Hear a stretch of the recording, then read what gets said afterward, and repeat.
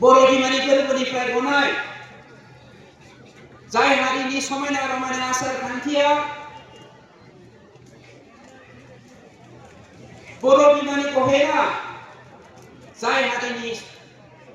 मिजि मिजि आसिजों दांमोन दानानै दिहुननाय आगर आखाय बे जोंनि माखा बर'नि हारिमुवा दिनैबो पृथिबीखौ बा मुलुगखौ गोमोहोदों। सुतरां जोंखौ नासयबोदों, गादबबोदों, सोबख'बोदों, नाथाय बर' हारिखौ फोजोबनो हायाखै। दिनैबो जोंनि बर'नि समाजाव बर'खौ बाथौ, ब्रह्म, ख्रिस्टियान, सतसंगी बायदिसिना राननानै सानजारि गवालपाराया, क'क्राझारिया, उदालगुरिया, सानजा सोनाब सा खोला राननानै बोखाव फेरनो नागिरदों। सोरबा थांखि होआ जोंनि फिसाफोरखौ ड्राग्स जाहोयै बर'नि माखौ आंसाव खालामनो नागिरदों। आरो बेवहाय जोंनि माखासे बर' दैदेनगिरिफोरा हेफाजाब होदों। जोङो दुखुनांदों जोंनि माखासे बर' दैदेनगिरिफोर जाय दैदेनगिरिफोरा भारत बायदि मोनसे गणतन्त्र हादोराव गणतन्त्रनि मन्त्रखौ गावनि आखायाव लानानै आरो बे मासियाव जिरायनानै गावनि हारिखौनो सोंखारिनाया जोंनि थाखाय लासिंसिं आरो दुखुनांथाव बाथ्रा। मानोना थि प्रमद बर' बिथांनि दैदेननायाव जोंनि सरकारालायनो बर'फोरजों लोगोसे गुबुन गुबुन जाथि जनगोष्ठी हिन्दु मुसलमान बर' नागार गासैखौबो लानानै खामानि मावनायाव मावफुंसार खालामनो हायाखै। खायसे बुंबावदों बोसोरफ्रोमबो 10,000, 1,000, 8,000 कोटि रां हरनायखौ प्रमद बर' बिथाङा बाहायजोबनो हायाखै होननानै सासे गोथार गणतन्त्रनि संबिजितखौ गोबानानै मोनसे गिदिर मासियाव जिरायनाय जायखौ जोङो दाव बर'नि फिसा होननानै मान होयो। बेफोरबायदि मानसियाबो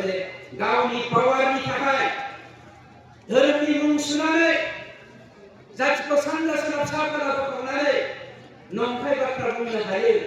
बे जोंनि थाखाय लासिंसिं बाथ्रा। अमा हारिनायाव सैमा आगान होनाय बायदि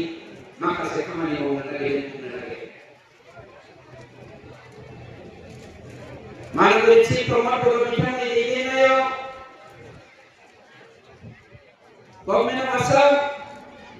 आरो दिनैनि गिबि मन्त्रि डक्टर हिमन्त बिश्व शर्मा बिथां नखर मन्त्रि आरो गाहाय मन्त्रिजों सावरायनानै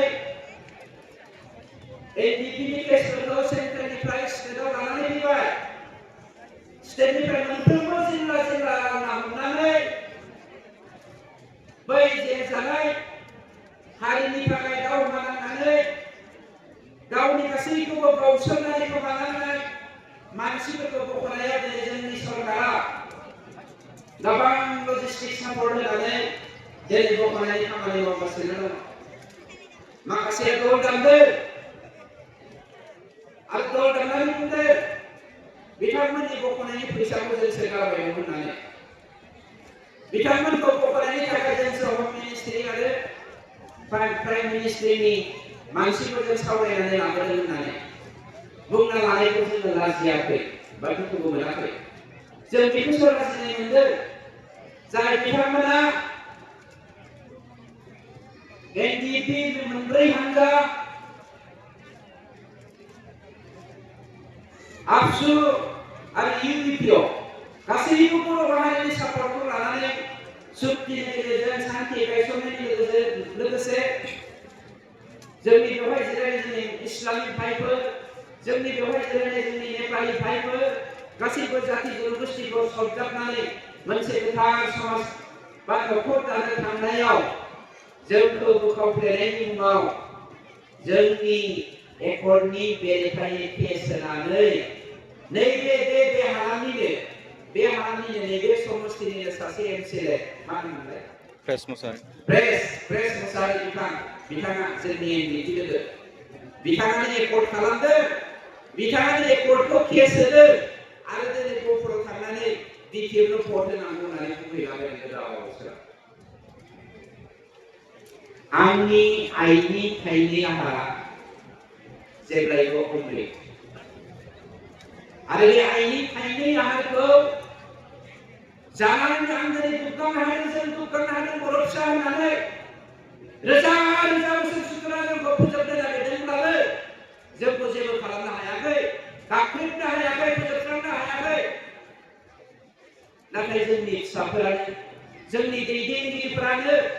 जोंनि आंगोफोरानो जोंनि बर' बिमानि थाइनै आहारनि थाइसेखौ बिस गोनां खालामनो नागिरदों बे जोंनि थाखाय दुखुनांथाव आरो लाजिथाव बाथ्रा जेखियानो जाया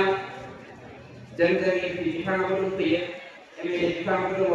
गोबां बुंगोन आं मोनसे बाथ्राखौल' बुंनानै फोजोबनो नागिरबाय दिनै आं दहायबो बुंलांखादों जोंनि बर' फिसाफोरखौ ड्राग्स जाहोनानै बुथारनो नागिरदों सोरबाया बेवहायबो पलिटिक्स दं बेवहायबो पलिटिक्स दं जाति फोजोबनायनिबो पलिटिक्स दङ बेनि थाखाय जोंनि बिमाफोरा माइनाव ओनसोलनि बिमाफोरा जोंनि समाजखौ दैदेननांगोन मानोना गावनि फिसाया फरायसालियाव थांदों ना कलेजाव थांदों ना बहाबा खामानि मावनो थांदों ना हाजिरा मावनो थांदों ना गेलेहैदों ना मादों बेफोरखौ हमदांनो जोंनि बिमाफोरासो हायो नंखायनो फिसाफ्रा नंखाय लामाजों सुंग्रिदों ना नंगौ लामाजों सुंग्रिदों बेखौ बिजिरनाया जोंनि बिमाफोरनि सायाव आरो बै बिमाफोरनि अननायानो आशीर्बादानो जेब्लायबो थायोब्ला जोंखौ रावबो फेजेननो हाया आरो दिनै जे जोङो बिटिआरआव शान्ति गायसननो हादों बे शान्तिखौ जोङो जुगामि लाबोबाय थानो हागोन थेंक गड আমার সকলকে